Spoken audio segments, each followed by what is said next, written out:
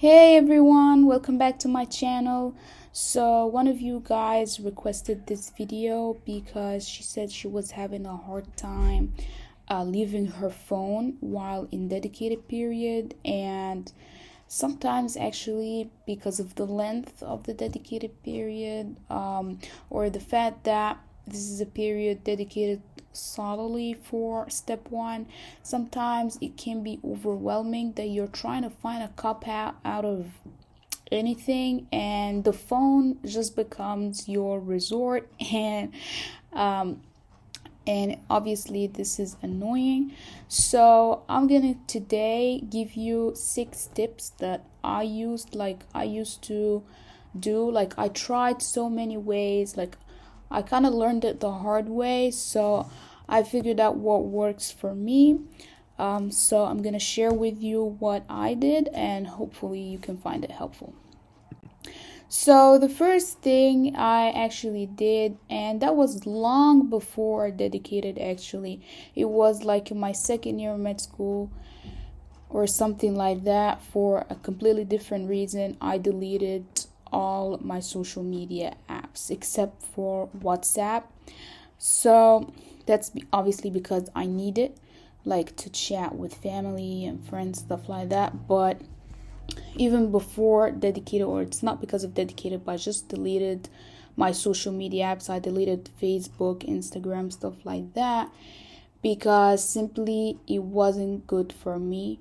Like, I figured out that all these apps, or like all these platforms in general, focus on showing off, or like that people expect to post pictures, and they, or anything, experience, travel, whatever, and they expect approval on likes and comments, and like they expect people to be impressed, and you're always waiting for something, you're always expecting something, and sometimes you always need to do something to show to the world. Like, you always need to travel to show your pictures, or you always need to like go out to and stuff like that. It was a big social hassle, so I just didn't like it. And it always makes you want to check your phone. So the reason why people are always on their phone is because they're on social media, whether checking other people's profiles or looking for feedback on their own posts and pictures. So I just left it because it was affecting me. And now this thing, I actually have quit social media for 2 years now. I quit Facebook for like 2 years. And this has made a huge effect on my focus. And it made me not want to check why would I go and check my phone? There is nothing I could check it for except like for WhatsApp messages from people who actually care. So regardless of why I did that, this actually made a lot of difference and benefited me a lot in dedicated, because now there is nothing I'm gonna go check my phone for, and I'm not expecting anything and stuff like that. And even another thing is that during dedicated, like most of what you're doing is studying, but that's not the same thing with everyone. Some other people are not, right? So it might discourage you if you look at what other people are doing and you want to join them. I don't know. But if you're not going to delete your account, just delete the app from your phone. Okay? So that applies mostly for Facebook, Instagram, or whatever you are addicted to. Okay, so this is my first tip. My second tip is to do the hardest thing in the morning. And I actually did that with UWorld. It's not that it's the hardest thing, but UWorld is the most important task you gotta do. The whole entire block of 40 questions, plus the explanations that you need to finish all of them. If you did that after you're tired or after you're done with the day, you would have a really hard time finishing it. And it will be kind of a pain. Okay, so because in the morning I feel I'm the most refreshed, or like after your cup of coffee, and like this is the time when physiologically like your cortisol is at its highest. So this is the time you have the most energy and concentration, or at the start of your day.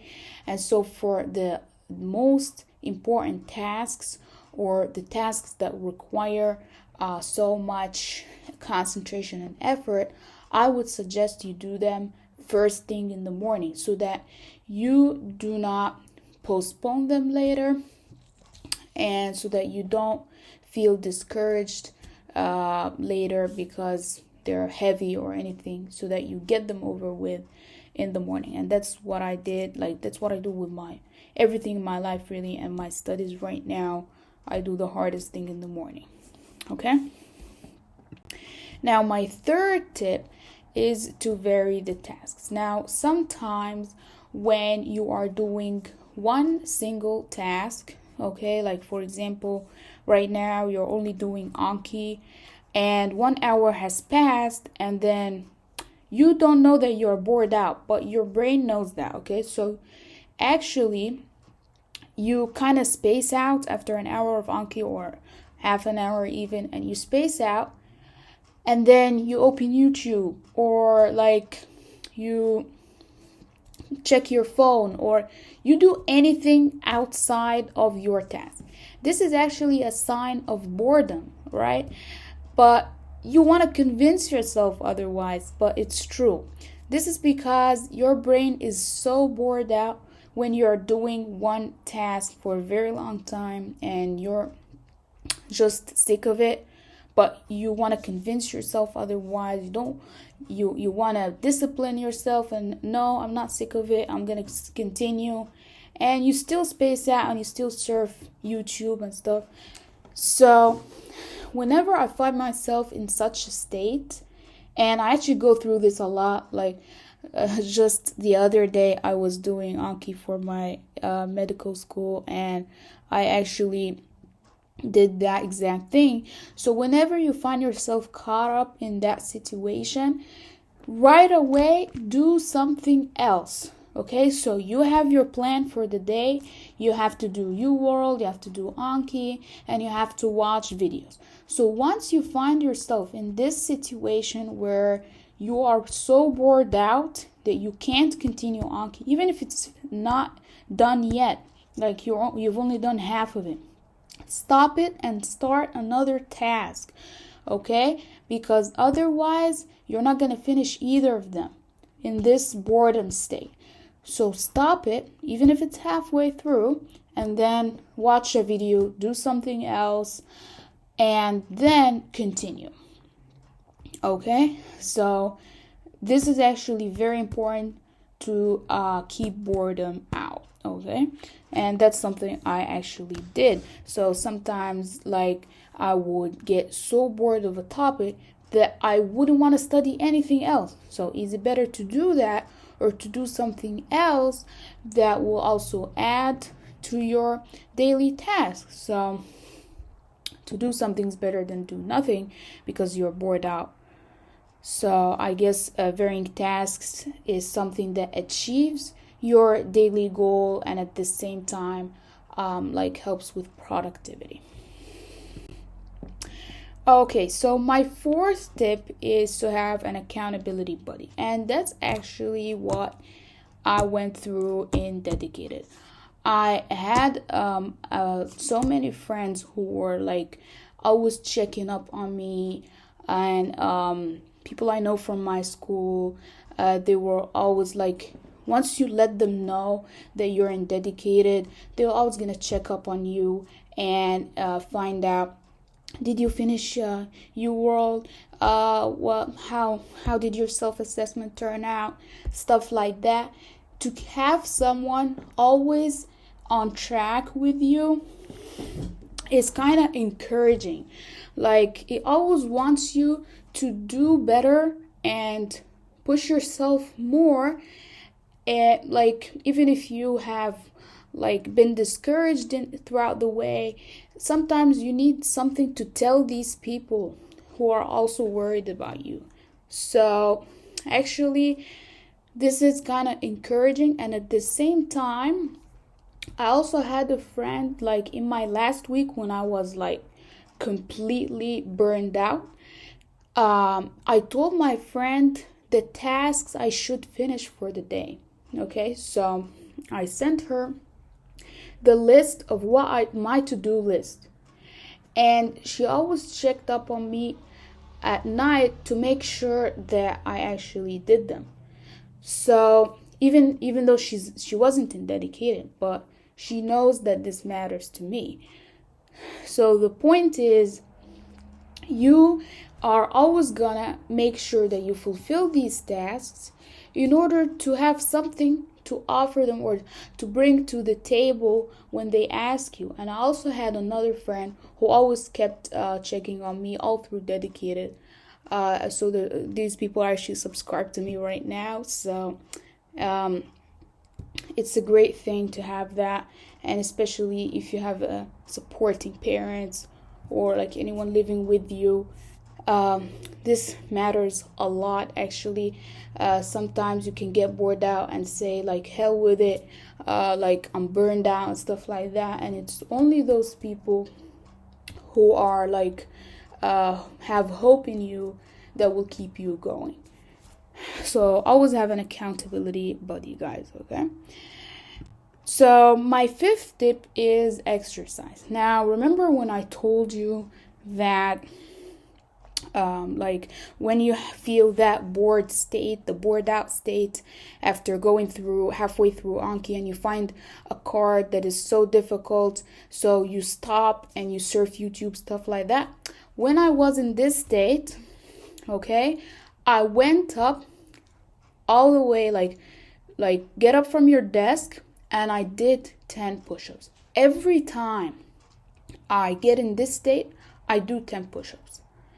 Or I like go out of the room. Anything. Like you need to get out this state ASAP, really. Even if you're not gonna vary the task, like, or if you're not gonna do something else after this, watch a video instead of Anki and stuff like that. And I just want to finish the Anki right now. I don't want to watch a video. So you need to cut this, okay? You need to cut this vicious cycle, I swear. So like you go do 10 push-ups, like you go you can even go out and run, like this like exercise, we all know, releases endorphins. So this is something that makes you feel happier, and I guess you know that from your nervous system studies. So and it's kind of a change for like a change of activity. Your brain doesn't wanna or doesn't like to stay in the same task forever, so this is kind of a change of activity too, and it works the same way as varying the tasks. Now my fifth and last tip is to take a break. And what I mean by a break here is not a break throughout the day, like what I mentioned earlier, but to actually take a day or two off.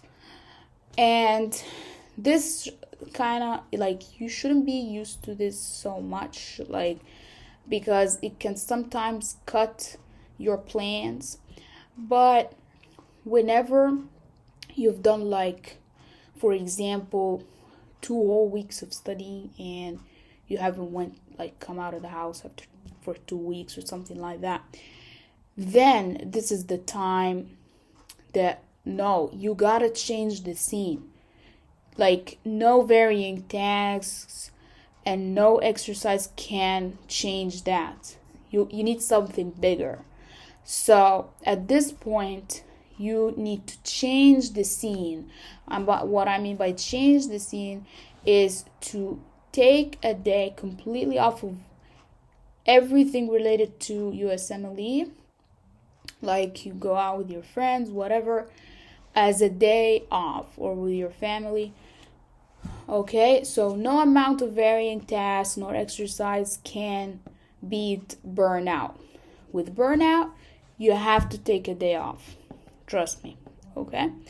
So I hope this video helped, guys. So I was just saying what worked for me, like what I tried. I always tried like different ways to like get myself out of this bored out or burned out state, and I tried like to do these stuff like I told you, and I found out that they worked. So, and that's actually what I implemented all through my studies later on when I found out that this actually worked.